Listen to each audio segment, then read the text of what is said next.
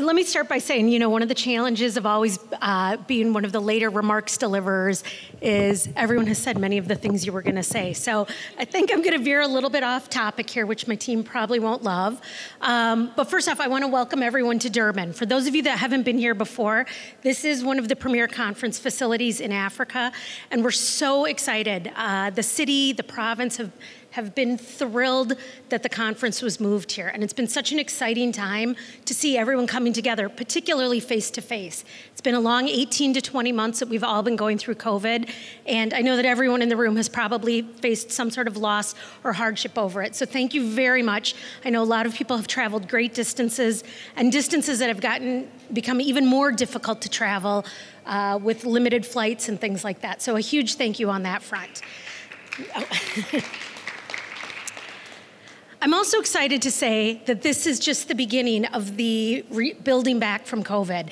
I think all of our countries, whether it's the United States, whether it's South Africa, where I'm lucky to be posted, or all of the countries where all of you come from, in business you recognize that every challenge also presents an opportunity. And I think there are amazing opportunities coming out of COVID. And I think in particular, one of the things that we're most excited about here, my team down at the consulate and my larger team at the US Embassy in Pretoria, our consulate in Johannesburg, as a couple of our speakers have mentioned, we've got our regional commercial officer, Cynthia Griffin, who is coming from Pretoria. We've got our team from Prosper Africa. We've got my team from the consulate. We're all very, very focused on how we can help all of the countries build back even better than before. And one of the ways that that's going to happen is through entrepreneurship. And Cynthia's going to talk in a minute, and she's going to talk on the much larger scale. My team here and many of our embassies and consulates throughout the continent, of which we have over 50, spend a lot of ways on thinking about how to bridge that gap between large business and small business. And so, for example, hopefully many of you were able to attend the event we hosted yesterday, a panel on agricultural youth entrepreneurship. This is an area we're passionate about here in South Africa. Agro-processing is a huge focus of the South African government, and in particular of the government of KwaZulu-Natal. And so one of the things we work to do is help young South African entrepreneurs build into the larger South African supply chain, but also with international American businesses and the ways that they're looking to grow their business. These are all opportunities that our teams across the continent are working on, and I encourage all of you, if you're not already in touch with your counterparts at our embassies and consulates in whatever country you're coming from, to please get to know them. I think another thing, building on what Angela was saying, is that so much of the work that the American companies are doing, they're looking for ways to improve access and improve the situation on the ground in many of the countries they're in. And oftentimes, one of the ways the embassy will get involved is large US companies will come to the embassy to talk about their corporate social responsibility programs. They'll reach out to us and say, we want to, for many of these huge multinational companies, as you know, it's a part of their mandate that they need to invest back. And we want to help steer them into programs that we know will benefit the local country economies based on the conversations we're having with the government.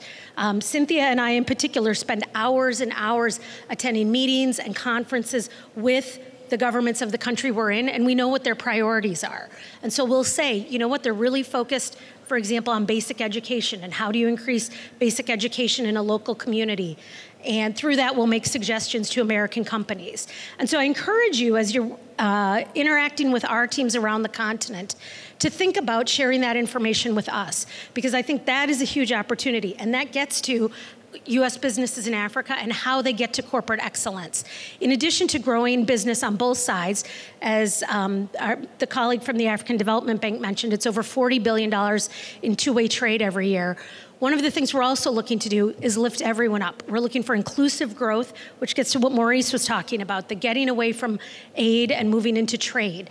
So I think it's incumbent on all of us in this room to come together and find a way to increase trade, inclusive growth, and partnerships across the continent. And I think the African Continental Free Trade Agreement is a fantastic opportunity for that. I'm coming most recently from West Africa, where I was posted, where one of the biggest challenges was getting trade from one country to another. And that was oftentimes the driving factor for U.S. businesses on where they would look to invest and grow at what pace. And that gets to the importance of growing the infrastructure. So I think if we take anything away from it, from today, it's getting to know each other and getting to know what those opportunities out there are to help build the relationships. So with that, I won't take up too much of our time because I know we still have several more speakers, and Cynthia, I think, is going to talk in much greater specificity on some of our programs. So thank you very much.